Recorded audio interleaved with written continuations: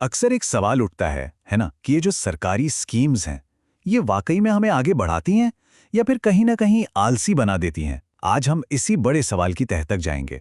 और ये सिर्फ कोई पॉलिसी डिबेट नहीं है। नहीं, ये इस बारे में है कि हम सोचते कैसे हैं, जो हमारे भविष्य को शेप करता है। देखिए, इस पूरी चर्चा का जो सार है वो बस इस एक लाइन में है। सरकारी योजनाएं एक सेफ्टी नेट है, आराम का झूला नहीं। और ये सिर्फ कहने की बात नहीं है। सेफ्टी नेट आपको गिरने से बचाता है, झूला आपको सुला देता है। बस यही दो माइंडसेट्स हैं जो ये तय करते हैं कि कोई सफल होगा या हमेशा निर्भर रहेगा।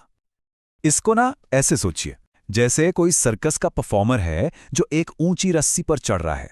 नीचे एक जाल लगा है, क्यों? ताकि अगर वो गिरे तो उसे चोट ना लगे और वो उठकर फिर से कोशिश कर सके। लेकिन सोचिए, अगर वो उस जाल में गिरकर बस आराम करने लगे, सो जाए, तो क्या वो कभी रस्सी पार कर पाएगा? कभी नहीं। बस यही फर्क है एक टेम्पररी सपोर्ट और एक परमानेंट कंफर्ट जोन में। तो ये जो जाल वाला आइडिया है, चलिए इसको थोड़ा और डीप में समझते हैं और इसके लिए एक एनालॉजी का इस्तेमाल करते हैं जो शायद चीजों को देखने का नजरिया ही बदल दे। बस कल्पना कीजिए कि पूरा समाज एक बहुत ऊंची रस्सी पे चल रहा है और रस्सी के उस पार क्या है? सफलता, स्टेबिलिटी, एक बेहतर जिंदगी। और हम सब उसी मंजिल की तरफ बढ़ रहे हैं। लेकिन यहां एक ट्विस्ट है।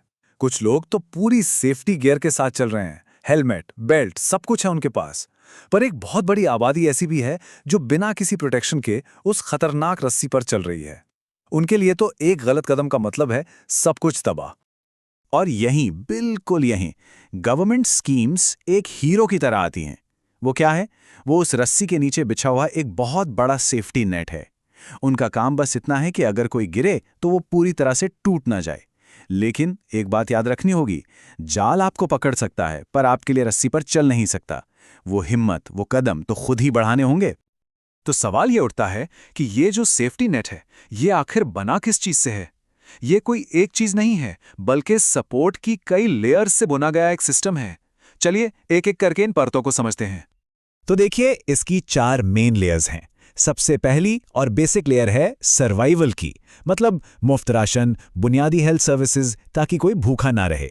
फिर आती है दूसरी लेयर, रिस्क प्रोटेक्शन, जैसे लाइफ या एक्सीडेंट इंश्योरेंस, ताकि एक हादसा पूरी जिंदगी को पटरी से ना उतार दें। तीसरी लेयर है कैपेबिलिटी बिल्डिंग, ये आपको पंख देती है। स्किल इंडिया, मुद्रा लोन्स, ताकि लोग खुद कमाना सीख सकें। और चौथी और बहुत जरूरी लेयर है फाइनेंशियल इंक्लूजन, जनधन अकाउंट्स, जो लोगों को फॉर्मल सिस्टम से जोड़ती है। लेकिन अब आते हैं उस पॉइंट पर जहां ज्यादातर लोग गलती कर बैठते हैं। एक बहुत बड़ी मिसअंडरस्टैंडिंग है जो इस मजबूत सेफ्टी नेट को एक आलसी, आरामदायक झूले में बदल देती है। मिथ क्या है कि सरकारी स्कीम का मतलब है मुफ्त पैसा, मतलब अब कुछ करने की जरूरत नहीं। लेकिन रियलिटी, असलियत ये है कि ये स्कीम्स आपको पैसा नहीं बल्कि उससे भी कीमती चीज देती हैं, समय। ये आपको थोड़ा ब्रीथिंग स्पेस देती है ताकि आप गिरने के बाद संभल सकें और अपना अगला कदम सोच सकें। ये रेस खत्म नहीं करती, ये बस आपको रेस से बाहर होने से बचाती हैं। ठीक है, तो अब जब ये साफ हो गया है कि ये एक जाल है, झूला नहीं, तो अगला सवाल ये है कि इसका सही इस्तेमाल कैसे करें। कैसे ये सुनिश्चित करें कि हम रस्सी पर आगे बढ़ें, न कि जाल में ही फंसे रह जाएं। इसके लिए ना एक सिंपल 3 स्टेप फॉर्मूला है। स्टेप 1, पहचानिए कि सबसे कमजोर कड़ी क्या है। खाना, सेहत, कोई हुनर या इनकम। स्टेप 2, स्कीम का इस्तेमाल सिर्फ और सिर्फ उस कमी को पूरा करने और स्टेबल होने के लिए करें। एक फाउंडेशन बनाएं, डिपेंडेंसी नहीं। और स्टेप 3, जो सबसे जरूरी है, जैसे ही आप स्टेबल हों, इस सरकारी सहारे को छोड़कर मार्केट बेस्ड सॉल्यूशंस की तरफ बढ़ें। मतलब एक अच्छी नौकरी या अपना कोई छोटा मोटा काम। असली प्रोग्रेस इसी गवर्नमेंट से मार्केट के शिफ्ट में है। चलिए इस बात को एक कहानी से समझते हैं। 2 लोगों की कहानी जिन्हें मौका एक जैसा मिला, पर नतीजा जमीन आसमान का था। और ये कहानी हमें बताएगी कि असली खेल स्कीम का नहीं बल्कि माइंडसेट का है। जरा सोचिए, 2 लोग हैं, दोनों को सरकार से एक जैसी मदद मिलती है। एक इंसान कुछ ही सालों में अपनी पूरी दुनिया बदल लेता है और दूसरा 10 साल बाद भी वहीं का वहीं है। ऐसा क्यों हुआ? जब स्कीम एक थी, मदद एक थी, तो ये फर्क कहां से आया? फर्क था माइंडसेट में। पर्सन ए ने क्या किया, उसने उस मदद को ही अपनी मंजिल समझ लिया। 10 साल तक वो उसी पर डिपेंड रहा, कोई नया स्किल नहीं सीखा। वहीं पर्सन बी ने उस मदद को एक स्टार्टिंग पॉइंट की तरह देखा। उसने उस वक्त का इस्तेमाल किया, नए स्किल सीखे और जल्द ही वो अपने पैरों पर खड़ा हो गया। उसे उस सहारे की जरूरत ही नहीं पड़ी। तो इस सवाल का जवाब क्या है कि फर्क कहां से आया? जवाब बहुत सिंपल है।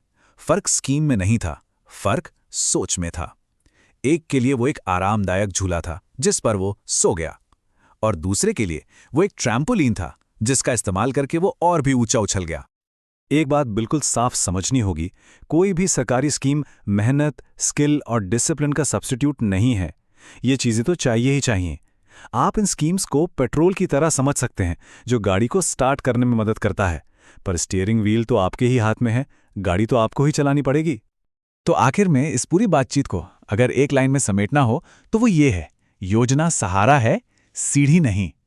सहारा आपको गिरने से बचा सकता है, लेकिन ऊपर चढ़ने के लिए सीढ़ी तो खुद की मेहनत से ही बनानी पड़ती है।